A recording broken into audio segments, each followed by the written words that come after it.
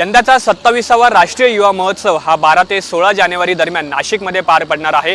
या युवा महोत्सवाच्या उद्घाटन प्रसंगी देशाचे पंतप्रधान नरेंद्र मोदी यांचा नाशिकचा दौरा आहे आणि पंतप्रधान नरेंद्र मोदी हे युवा महोत्सवाच्या निमित्ताने जाहीर सभेला संबोधित करणार आहे।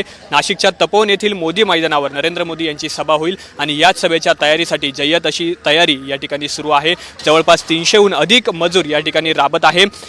मैदानाचं सपाटीकरण असेल, डागडुजी असेल आणि त्याचप्रमाणे मंडपाची उभारणी अशी प्रमुख जी कामं आहेत ती या ठिकाणी केली जात आहेत। त्याचप्रमाणे या महोत्सवाच्या यशस्वीकरणासाठी जवळपास 20 समित्यांची नियुक्ती करण्यात आली। या समित्यांच्या माध्यमातून राष्ट्रीय युवा महोत्सवाच्या निमित्ताने जिल्हाभरात विविध ठिकाणी कार्यक्रम देखील पार पडले जात आहेत।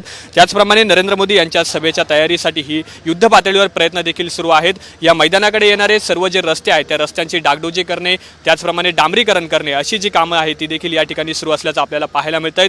जवळपास 16 एकर परिसरातील या मैदानावर नरेंद्र मोदी यांची जाहीर सभा पार पडेल। जवळपास 1 लाख लोकांना बसण्याची व्यवस्था देखील या ठिकाणी केली जाणार आहे।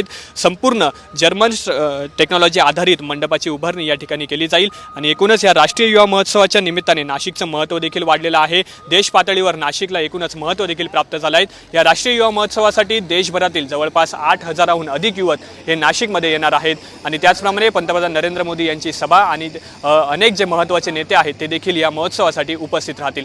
कॅमेरा पर्सन विकीसह मी चैतन्य गायकवाड, TV9 मराठी, नाशिक।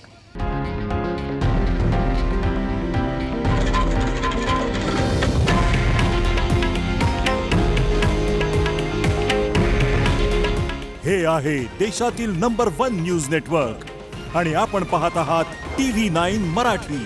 काळजी तुमची, हित महाराष्ट्राचं।